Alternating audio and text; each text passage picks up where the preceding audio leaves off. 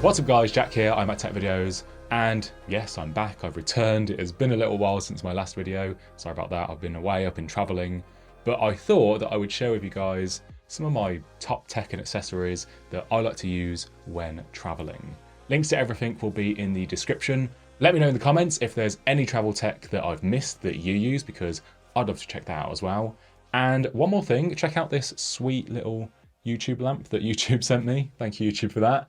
But yeah, let's jump right into it. First up, and this is a must for me for keeping track of all my gear, and that is AirTags. Mine are looking a little bit battered because I have been using these quite a lot, but they still work just fine. You can attach these to anything that you want to track, your suitcase, a backpack, a sling, your keys. You can see where your stuff is on the map, and you can get a notification if you ever leave something behind. There are of course other trackers out there that work with Apple's Find My network, but I would highly recommend these because these support something called precision finding. So as you get closer to them, your iPhone will guide you that last little bit to where the AirTag is. I got a pack of 4 to stick on a couple of different bags and slings and tech organizers, and they just give you that peace of mind when you're, I don't know, if you're worried about an airline losing your checked bag or suitcase, then these will at least give you an idea of where the bag actually is. I've seen all sorts of really cool mounts as well for attaching these to different things.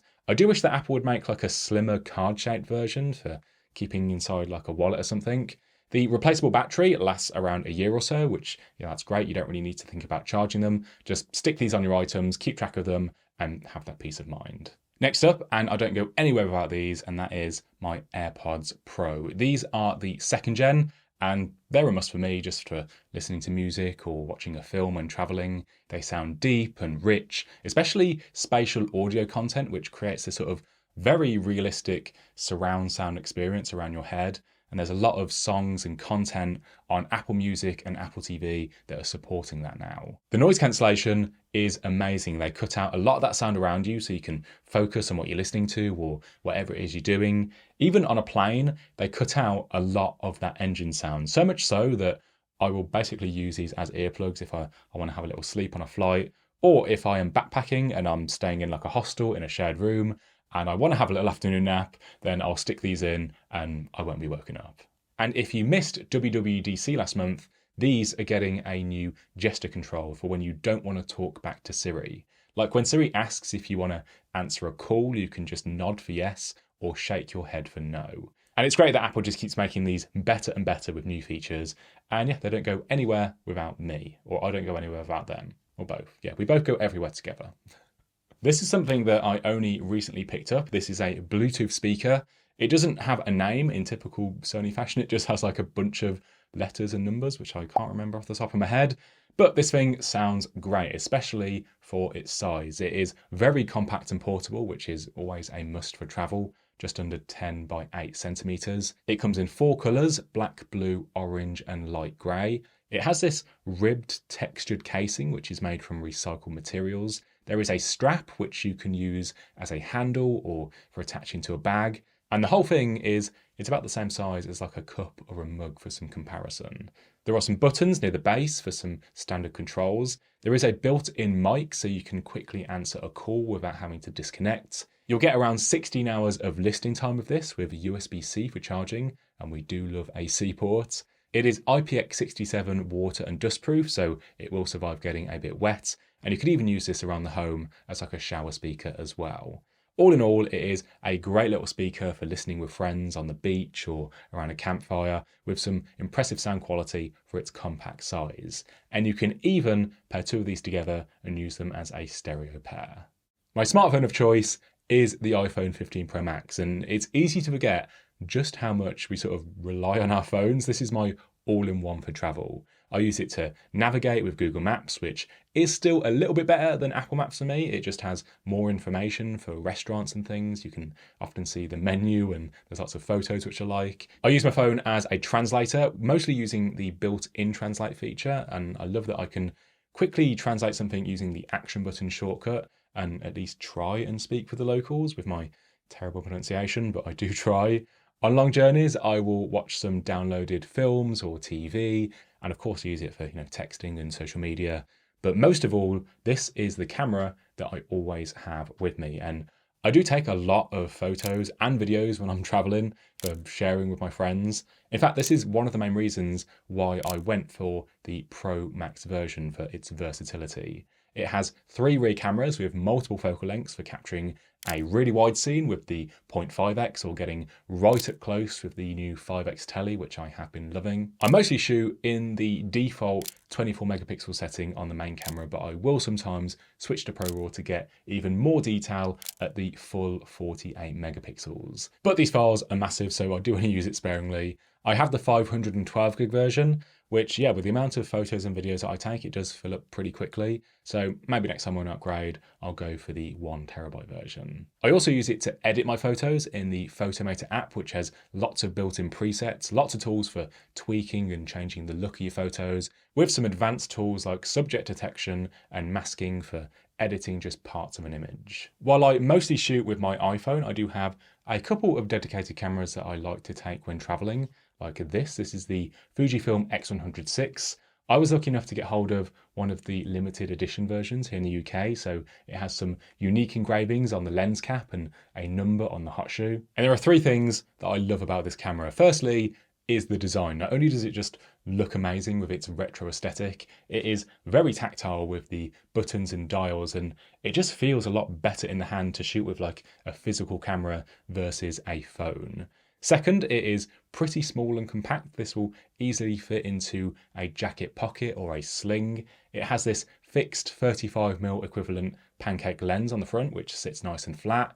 And thirdly, I love the look and colours of the images that this camera produces. This Fuji line is most known for its built-in film simulations that emulate some classic Fujifilm stocks for different looks, and these get baked into your images as you shoot. You don't need to go through and do any big edits afterwards, maybe some minor tweaks here and there, but for the most part, they're just ready to share right away with the look that you want. I like that you can go in and tweak the look of the simulations and create your own custom recipes for a more unique or stylized look.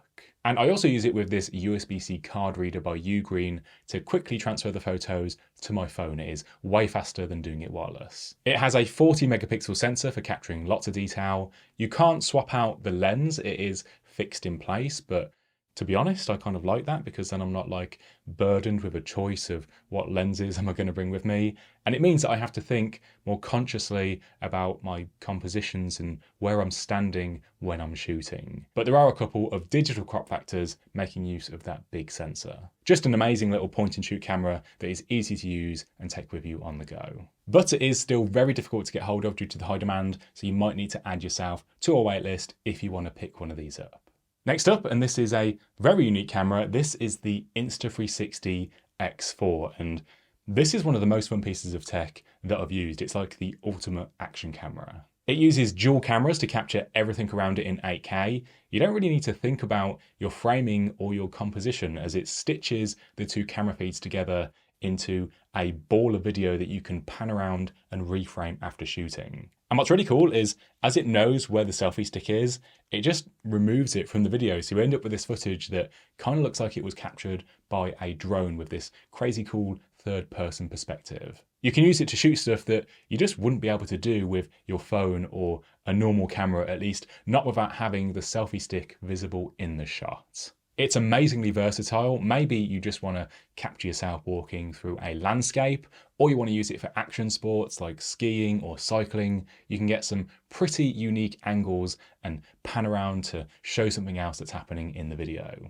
It uses a standard 1/4" thread for mounting, and there are a ton of accessories out there for it already. It shoots at up to 100 FPS at 4K if you want to slow the action down, and it's waterproof up to 10 meters. I also just picked up the dive case for going down even deeper, but it also just makes your footage look a lot clearer. So if you are going to be using the X4 underwater a lot, then I highly recommend this as well. When it comes to exporting your clips, the app makes that really easy too. You can add keyframes to move between subjects or draw over something that you want to track. Or you can play the video back and live edit the framing using your phone's built-in gyroscope, which is really cool, and I just find this the fastest way to edit and share clips. I not long ago posted a full review of the X4, so go and check that out to see more. It is an amazing bit of kit for capturing your travel adventures.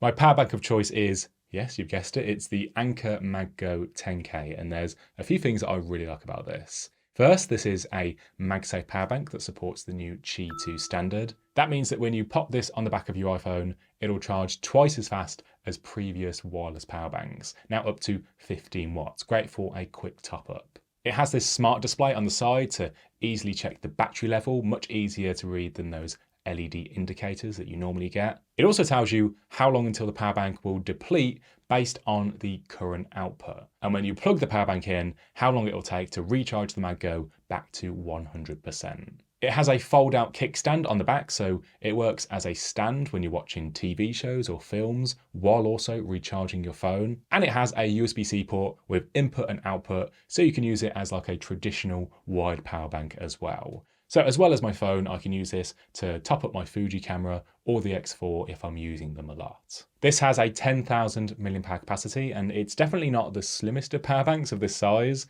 but with the wireless and the wired charging, the kickstand on the back, the smart display, it is really versatile, and it is just a must for me when traveling. Now, to carry all my essentials, I love this. This is the 132 case by Grams28. Technically, this is actually a tech organizer for your backpack, but it does come with a strap so you can wear it and keep your tech close by and in sight and nice and safe. I love the premium look and the materials. It is made from full grain pebbled leather, so you get this nice textured finish that catches the light and it's nice and durable. Really like the light brown interior so you can actually see what's inside of it, and there are plenty of pockets and sleeves of different sizes. I can fit my AirPods in here, the MagGo, some cables, a wallet, maybe some coins. I like these little tiny pockets in here for keeping an AirTag. The X100VI fits nicely in here as well, so I don't have to carry it around. Or I can fit in the X4 plus the selfie stick with some space left over for some other bits as well. Really well designed. It has come with me on all of my recent trips. The 132 is the middle size from the collection, so if you want something bigger or smaller for a more minimal carry, then they have you sorted there as well. And by the way, you can use code JCKRGB20 to get 20% off at their store. So thank you, Grams28, for that. Next up, this is something that I only recently came across. This is a worldwide travel adapter by Tessan. And this is like the last travel adapter that you'll ever need to buy. It has all of these different slide out prongs for around the world. So we have a Type C plug for Europe, Type G for the UK, Ireland and Singapore, Type A for USA, Canada and Japan, which also can twist, turning them into a Type I plug for Australia, New Zealand, China, Argentina and more. How cool is that? Then on the opposite side, you can plug in all of those same plug types as well. Underneath it has a USB-A port and 3 C ports and a 4th C port on the side for recharging a bunch of tech all at once. They actually have a few different versions of this with different combinations of A and C ports. And this is the 65 watt version, so there's a good amount of power output here that can be shared across devices. It's pretty compact overall thanks to those retractable prongs, and it's lightweight as well. And I do love those little orange accent colors as well. The only thing to note is that this is not a converter. Most of your tech is going to be just fine, but for things like hair dryers and straighteners, those will need to support dual voltage if you want to use them with this. But otherwise, it's a fantastic little charger for anyone that does a lot of international travel. You can just keep this in your bag and you'll always have the right adapter. This is a great bit of kit for content creation when you're traveling. This is a new tripod by Freewell. It's constructed from aluminium and carbon fiber, making it very lightweight. It is less than a kilogram or 2 pounds. When folded up, it measures in at 43 centimeters, so it's nice and easy to keep this in a tripod compartment or in the included carry case. The legs twist and lock into place, so you can quickly set it up and then make any adjustments. And fully extended, this goes up to 150 centimeters. You can use it with your camera as you'd expect, but if you want to shoot with your phone, well, you can take off the quick release plate, which folds into this nifty little phone clamp. No extra accessories needed. The fluid head is really smooth for panning and tilting, and you can adjust the drag using the screws. You can switch into vertical shooting for shooting social content. You can unscrew one of the legs and take it with you and use it as just a monopod. It has 3 of these 1/4" 20 threaded holes for mounting even more gear to it, And it has an AirPod compartment fixed to one of the legs so you can always keep track of it. It's an amazing bit of kit, it is packed with features, and it is lightweight enough that you can easily carry it with you on the go. So these have been my top travel accessories that I like to take with me. You can find links to everything in the description. Let me know what your favourites are, or if there's anything that I've missed that you think I should check out. I love finding new bits of useful tech, so let me know in the comments below. Leave a like if this video helped you out, and subscribe and hit the bell to see more tech videos from me. Thanks so much for watching, and I'll see you in the next one.